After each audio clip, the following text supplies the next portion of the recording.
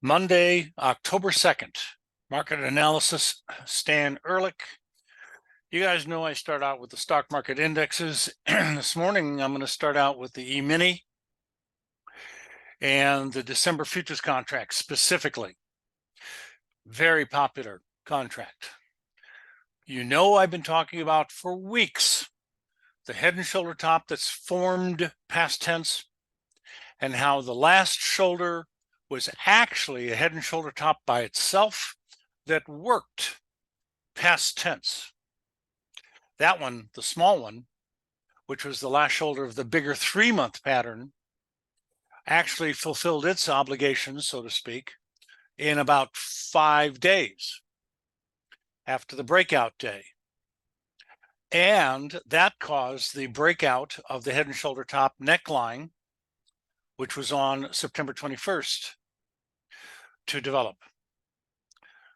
During the next 7 days, including today, we have had nothing but pretty much dead perfect technical price action on this pattern, which produces a minimum downside objective of approximately 4,100.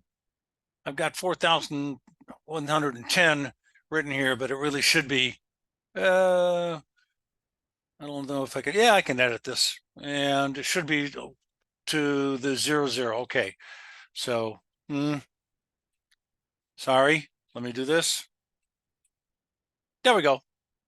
And it's easier to remember and close enough. So down to 4,000 on the E-mini is my minimum downside objective, or more. I said minimum downside objective. Head and shoulders produce an objective which is not always fulfilled. They don't always work. This one's working just fantastically so far, and it is in all of the other indexes I watch. DIA, Qs, Russell 2000, NASDAQ futures, etc. And the E-mini, of course, which is the S&P Spider, which is my next chart. We have the shoulder high on the Russell. I'm sorry, this is the Russell. I'm out of sequence here. On June 14th, with a bearish ER sell signal, all you got to do is look for red and green bars or candlesticks. I like vertical bar charts. I started charting by hand in the 1970s, early 70s. So I'm very used to using open, high, low, close vertical bars as opposed to candlesticks, which didn't become popular until sometime in the late 1980s, give or take a few years. Why? Because windows became color on TV screens, on monitors, and you need color with bodies and wicks and stuff. Anyway, this pattern is working great for the Russell, which is the only index so far. And today, I think the other indexes are about to do what the Russell has just done: make new lows for this trend down. Now, it's not that bad. I'm only looking for a 50% retracement from the October 13th lows to the July 27th highs, which, by the way, in most indexes, I got a buy signal on the exact low day, and the Spider in particular, we got a sell signal on the exact high day, the dates I just mentioned, October 13th and July 27th. You can't get better than picking the top and the bottom to the exact day. Yeah, maybe to the hour, more accurate, but they'll work to the day. So new lows and a new low close seems likely. We also seem to be on the verge of breaking a bull trend line on the Russell 2000. And the minimum downside objective on the Russell 2000 is 166. I don't want to harp on it for too long. Let's go to the Spider, which is now getting a little oversold again today. It's about to break I believe it's about to break a very important support level that has shown up on the charts and it's behaved for a few days correctly. And that would be the low on last Tuesday. And it closed above that on Wednesday of last week after dropping below it and popping back up again. The low on Thursday of last week was almost exactly the same as Tuesday, and the low on Friday was a little bit higher. So this level at 424 and 3/4, which today we have a low of 424.96 and a current 25.36 tick, is going to go bye-bye. Maybe while I'm talking, while I'm doing this YouTube. So we're going to watch quotes in the upper left-hand corner. 425.30 at the moment, down 210. I'm bearish, but only for a 50% correction on this fantastic bull market starting October 13th, like I said before. And there's the green bullish engulfing. It's a real-time automated trading system that'll provide buy and sell signals to the exact day and automatically enter long and short positions for you in Ninja and TradeStation. So I'm kind of excited about this. I think we're about to plunge, to be honest with you, later in the day. Now, I'm well aware of the economic problems the government's got and all that, and living through all of this for over half a century, I've seen it come and go. So that does not change my mind in the slightest bit. Let's look at the next chart real quick. The DIA daily data chart has already made, in the last few minutes here, a new low for the move down like the Russell. I didn't know that until just now. And down 2 1/4 at the moment. So I'm liking that. It's about to close an old gap. I'm a big gap fan, but they're about to go bye-bye in the years to come because every market will become 24/7 and they won't get a chance to gap up and down. They'll close and reopen a second later, like forex, for example, except it's closed on the weekends still. That'll change too, probably in the future. And we're oversold again. This is not unusual in a bear move. It's not a bear market, just a bear move. To get oversold periodically, bear moves or markets fall faster than bull markets go up. So this does not bother me, but it does tell me that we may have only 1 or 2 days down and then another little bounce again, which is totally acceptable on the way down. The downside objective on the Russell is 324. We are already, it appears to be about half or a little more than halfway down to this objective, which I believe is going to be this month in October. And I'm going to show you the October lows in a moment. Very profound seasonal tendency. It looks like just like last year. I can't believe it's going to happen again the same way, I think, 2 years in a row. I just hope I get a whopping big green bullish engulfing buy signal like I did in so many indexes on October 13th last year. Okay, next chart. QQQs, NASDAQ. Downside objective happens to be at 322 approximately, just exactly at the beginning of a support area. So it makes a lot of sense. The formation is the same. You've actually got a double shoulder on these patterns, not a single, but it is called a head and shoulder top. The variation is a double shoulder, head and shoulder top. And the ultimate variation is the fact that the last shoulder by itself is another smaller head and shoulder top. Again, it's already worked. I guided you through this 3 weeks ago, day by day. It's exactly what to look for and how it should act, and it did it. So now let's get this ball rolling on the Qs, which has not yet broken out of its neckline. I fully expect that to happen this week, by the way. And the minimum downside objective on the Qs would be about 322. And I think it's going to happen in October. Next chart. We've got the NASDAQ futures contract daily data. And like the Qs, NASDAQ, it hasn't broken out yet. The downside objective is about 13,270, let's call it. I don't want to get too damn accurate about this because that's kind of ridiculous. As long as I'm very, very close, I'm real happy. Next chart. The E-mini 1 minute doesn't look good. The early morning lows have been broken. We've come back up to a little support in the last half an hour, and it appears to be on the way down to make another new low, which is going to cause big break fast, I think. Don't quote me. Spider 1 minute, same looking situation here. At a support area, trying to hold, probably not going to succeed. Let's go look at the October lows. This is very important, ladies and gentlemen.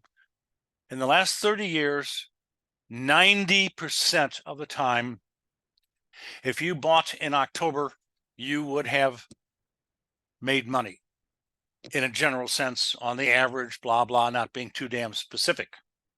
So I am expecting, and I'm pinpointing it here in this chart, literally pinpointing it, that on October 16th or 17th, that's good enough, I'm going to be coming down to 406, 407 on the SPY. Right smack in the middle of this green circle and in the middle of the month of October. And it looks like it's heading right for my little bullseye.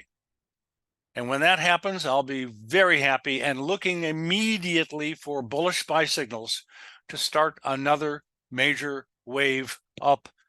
And I think before the end of the year, we stand a chance actually of making new historic highs, although there's not a lot of time left. You know, November, December, and maybe another week or two in October. But that's my forecast. All right, next chart is, I'm going to show you the October lows here. Look at this history, please. October 13th, 22. I'm going to go back 1 year at a time and give you the date of the low during the month of October. October 4th, October 30th, October 3rd, October 29th, October 25, October 3rd. And let's pull this chart to the right. So that was October 3rd. This is October 29, October 15, October 9th, October 26th, October 4th, October 4th again, October 2nd, and that's 2009, October 8th, October 22, October 3, October 14, October 25, October 1st, October 10th, and we got September 21 is the first month. It happened early, but close to October. October 18th again, October 8th, October 28th. This is 90% of the time in the history of the S&P 500. October 29th, October 10th, October 9th, October 8th, and we are back to 2093. I think I missed one in there. There's 3 time periods that, I'm sorry, I stretched inadvertently a little bar here. That should be something like that, my fault. It was November 13th on 2016. A total of 3 out of 30. And we're back to current. Okay, enough of that. The MES, of course, is the S&P 500. Of course, is the Spider. They're all basically the same chart. They're just different scales, different size contracts. It would appear that we are about to make lower lows decisively for the last 5 days, except for Wednesday of last week, which I think today may go by the wayside. On the MES, the micro E-mini, I'm looking for 4,100 for my minimum downside objective. All right, let's look at one more thing here before we dive into futures contracts, and some interesting stuff has happened there. I'm going to be starting to talk about in the weeks to come the Santa Claus rally, which has an extremely good historical track record. This is the trade 2 years ago. The general definition is buy just before Christmas and get out of your long position just early in January, the very early part of January. That is a very basic, very vague definition of the Santa Claus rally, which you'll hear from most people because they don't have any significant detail to offer. We have the exact time of day to be buying on the exact date where these green lines started, and this is 2 years ago. These 3 trades made a total of $7,300 and some dollars. I think it was $37.13 with the 3 trades combined. And we bought 3, 2, 1 days before Christmas and sold out first, second, third trading day of January. But we have very exact times to do it. Automated 100%. futures. This is the S&P E-mini again. I'm waiting for this. Here we are at 4,500. So we're getting very close to the low of the day, down 260 now. It's going to start real soon. Okay. We are challenging support, but we've been doing it for the last 4 days. And it hasn't gone anywhere, but rallied up on Friday's high back toward the neckline, which is classic.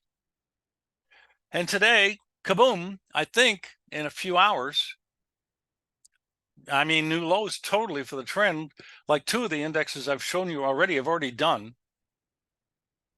Next chart. Got the NASDAQ futures. I put in the neckline here for you, but the rest of it I haven't drawn in. Use your imagination a little. There's the shoulder over here. Of course, that was 3 months ago, June 16. There's the shoulder high over here, September 1st. And the head of the formation is kind of a little double top, sort of, but the highest high is what you usually use to talk about as the head of the formation. And in this case, it was July 19. There could be one a little later in the month for some of the other indexes, but it doesn't change the formation. It doesn't change the picture at all. Again, this week, I'm expecting the NASDAQ futures to drop below that red line, which is the neckline, on a closing basis and start to head Tierra del Fuego, head south. Next, bonds. Yikes. This is not good. The lower this goes, the higher the expectation for interest rates go. That's not what the market likes, and that's one of the reasons probably why the indexes are being pushed down. The market's going down. So this is a new low and highly likely a new low close for the trend down in bonds. I do not have a downside objective at the moment. It's just a lot lower. I'll come up with something later. 10-year notes, almost a new low for the move, probably a new low close. And the same story goes for the 10-year notes. They've already developed a support area with a bullish engulfing that worked for a few days, and there was some good money in that. But the support area was broken, was tested on the way back up, like a neckline, for example, and it just completely dropped during the month of September. And here we are, October 3rd, or 2nd, that is, the first day of October, the month the market loves, and bonds too probably this year, loves to bottom out during. Next chart. Crude oil. Got overbought, finally showing some good signs of breaking down a bit. I'm expecting to move down to about 82, 83, let's call it, or a little under a support area in the next 1 to 2 weeks. Next, heating oil. Breaking down as well. Needs to make new lows. Probably going to come down to about 3.0 or a little bit lower into my support area here. I'll expand to the right a little bit during the next week or two. Next, boring, but bearish slowly. Natural gas can't seem to get any trend going. And that's since actually, what, March, April? Quite a long time, half a year or more. So I'm waiting for a breakout or some other signals. Next, gold is breaking down substantially, getting very oversold. Oh boy, today it's reached maybe 10. The RSI level today has a low of 12.25. On my custom RSI, I learned RSI from Wells Wilder himself. I don't use the same periods of time. I don't use the same calculations, but it's extremely similar and used the same way that his traditional RSI is used, which is built into all trading platforms. So when you get oversold, and my oversold levels are not exactly the same as 3070, you tend to turn around and go back up. We're about to turn around and go back up. I don't think this is going to drop much more. This looks like exhaustion weakness. We're not at the moment at any particular price level that I think we're going to turn back up from. So we might see a little bit more on the downside on this very sharp, quick break before it turns up. But it's about to, today or tomorrow, probably turn back up again for a pretty good rally. I'm expecting probably a move up to 1888 next. Silver. Wow. The big rally early in the day on silver on Friday gave up completely, dropped into new low ground on a closing basis, and look what happens today. A huge downside follow through, classic follow through. And boy, did we just collapse here.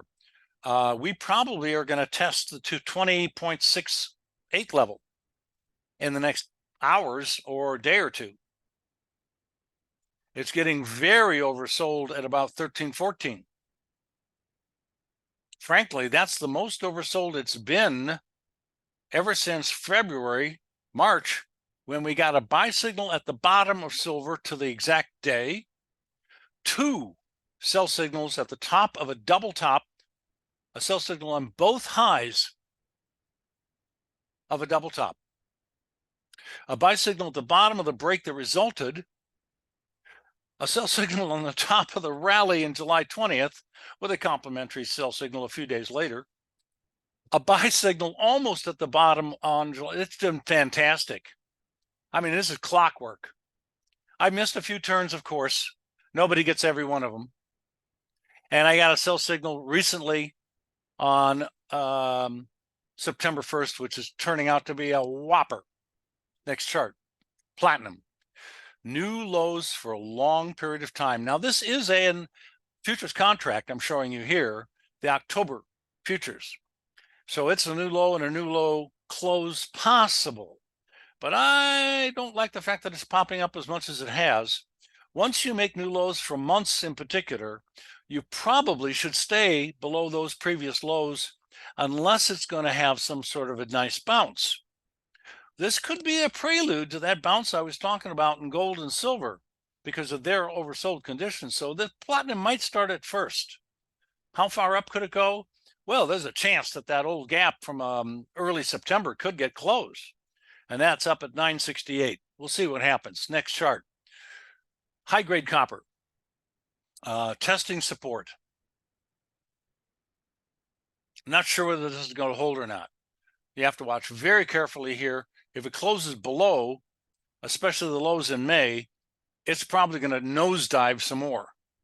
But this is exactly where you might expect it to turn around and have some sort of a rally. Now, there's resistance levels that's significantly higher, but there are 2 or 3 of them on the way up there. So the first one to challenge would be Friday's high, which is quite a bit higher, frankly.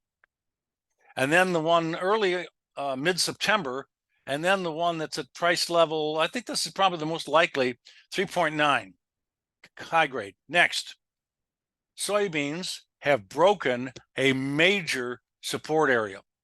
This is quite bearish for soybeans. In the weeks to come, and it's going to take a while, I think soybeans have the opportunity to come all the way back down to 1070.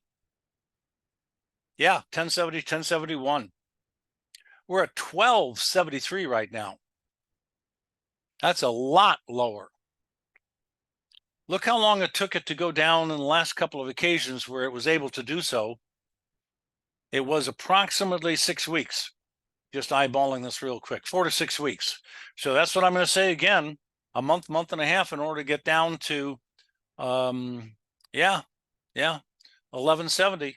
Next chart. Bean oil is breaking out of an unusual, and I'm sorry to say it's a head and shoulder top again.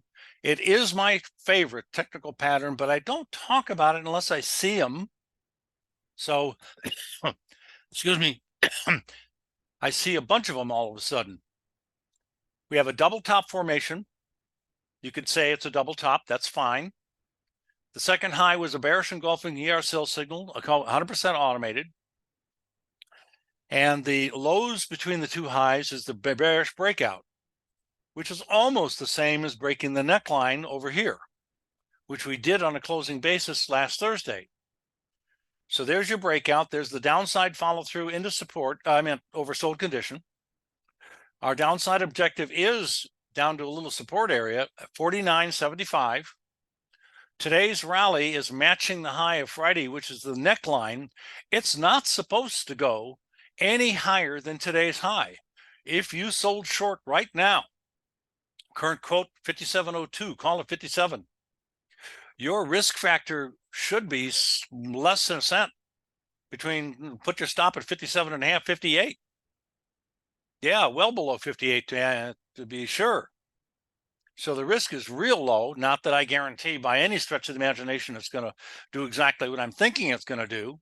And that's going to go straight down from here. Next, soybean meal has broken a support line. A lot of bearishness going around here, and dropping off quite a bit in the last 2 days. Rushed toward the support line on Friday and just blew it away this morning. Next level of support is 363, and I don't imply that it's going to stay there and start a bull market. It may get broken and then drop off to even lower levels, 347, under 350, and potentially even lower than that. Look what we've got here. We've got a bear move starting in March that has the classic stair-stepping down situation. A nice rally, looks like 50%. I'm not sure that that's true, but eyeballing it, it just looks like halfway up. Double topped out in resistance area on overbought conditions, and down we have come. Bearish on soybean meal. Next, corn. Nice rally today. I don't think it's going to go very far or last very long. And it could very well stop at 491 and turn down to new lows for the whole trend. We did break a little bit that support area from lows way back in July of last year, so over a year old, but it bounced off of that, never closed below it. I think it will soon and continue to trend lower. Next chart, wheat has done exactly what I think corn's about to do, and it tested support, rallied a little bit, broke the support level, came back to resistance, and trending lower with a whopper of a break on Friday. Something caused it to fall apart. And I'll make a little joke, more sellers than buyers, but I don't know the underlying reasoning other than that. And today's bounce is oversold conditions. We're coming out of it. It may very well stop at 573 and turn down. It could get a little bit stronger than that, but it's going to go lower, probably. Live cattle. I'm going to show you something in live cattle that I've shown in the last week or two. And I'm going to turn on one of my strategies that's available called EC Forecaster. And just a second here. Okay, there we go. This is going to show you a rhythm, a cycle in the weekly chart on cattle that is pretty darn interesting. And it has a cycle. How come it didn't turn on? I must have done something wrong. Sorry about that. Come on. I don't want to delay here. I'm sorry. I'm going a little bit over time already. Study. Okay, let's go to studies. And I don't know what's going on. 1 second. Right click and then okay, enable. And I forgot I didn't turn it on. There we go. Sorry about that. So now we're going to get a menu to pop up and the cycle forecaster to pop up. And it's not. Oh, well, everything doesn't go perfect all the time, does it? The point I'm making is there is a rhythm in this market on a weekly chart that I believe is 90 weeks long. We have just passed the cycle low, which should have been, last week or so. And that implies the price of cattle is going to skyrocket. I'm not sure why. There's going to be, in retrospect, 2020 hindsight, some reason for it. There usually is, but not always. I don't know, but it's got a history, and I'll show you tomorrow, that's really, really good. Next, lean hogs, now dropping off into support, but also at the same time making minor new lows for a couple of months. Not particularly close to oversold, otherwise I'd be claiming that it's about to rally. I love to see oversold conditions in support areas or with other adjoining or complementary reasons to cause a rally, but I ain't got them. So this could break the bottom of the support area. I have to watch very closely here. There is a small gap, it looks like, the close between today's high and Friday's low. That could be a little magnet to go back up and close that gap. Next chart. OJ, I just don't know. OJ just won't stop. It's amazing. I haven't seen a market like this in a long time. I don't know what's got into OJ, but it's a bull market that's fantastic. It's just huge, big bull moves. So pass. Cocoa. Didn't quite get as low as I expected, which is the blue support area at 3,310 or so. I still think it's going to come down there. I don't see any major reason for it to rally too much. We did get oversold slightly, and it was a little bit of support that it bounced off of, but nothing super special. So I'm looking for this rally to fizzle out and come down to 3,300 soon. Maybe a week, 2 at the most. Coffee. At the bottom of support area, finally catching. It didn't look good on Friday because it closed a little bit below the support, but it's holding pretty well this morning and rallying very nicely. So the support, I now can say, seems to be working out okay. Became super close to being oversold, and that's good for a rally. So there's a good chance, I think, that we're going to go back up to where we were before, into the high end of this trading range. The next chart is sugar. A little bit of a top forming, but support area is supporting this. So I'm not very sure about sugar. So if I don't have too much to say one way or the other, keep your mouth shut. Next chart. Cotton, resistance has stopped it on Thursday, dropped below on Friday, and now coming back up to the bottom of the resistance area again today at the moment, exactly right now. So I think we're going to see this market drop back down again. We're going to go back to E-mini one more time. It looks like it made a little bit of new lows. Let me go to indexes, my workspace, and look at the 1 minute chart on the spider. It did make new lows while I was talking, and it hasn't yet broken the low of 3 days ago, which would be Wednesday of last week. That's the level I want to see it break below, and that would be below 422 and a quarter. That should cause a real move to the downside, big time. Thanks very much. You have a great day. It's been a long recording. I usually am only 20 minutes or so. Talk to you tomorrow.